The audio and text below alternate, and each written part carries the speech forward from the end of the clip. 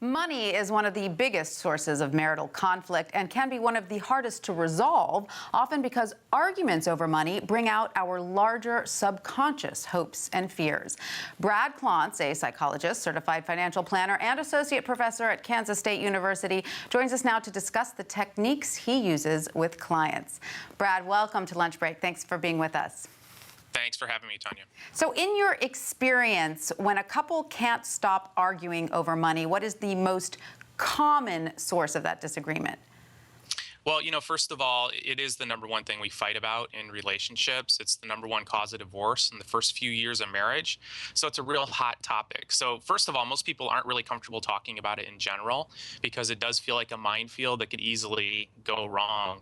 But ultimately, couples come together with very different experiences around money. Typically, they're taught very different things from their parents about money.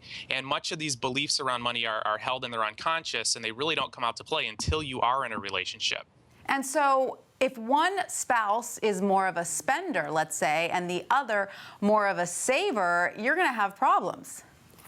Well, and that is a real typical sort of matchup. And even if you're a saver in one relationship, you might be the spender in a different relationship. And for savers, quite often, they have this belief, this unconscious belief, we call them money scripts in our research at Kansas State, that, there won't be enough money. So very often you'll get that belief from somebody who grew up of lesser means, maybe even in poverty at the extreme. So they have this real intense belief and anxiety that there'll never be enough money. So you can see how that could very easily lead to somebody who's really adamant about saving. And so then on the other side, if you have someone who grew up perhaps in a more comfortable situation, they say, look, I want to spend some money. I don't want to live like I don't actually have any money. So how do you get those two to see each other's point of view?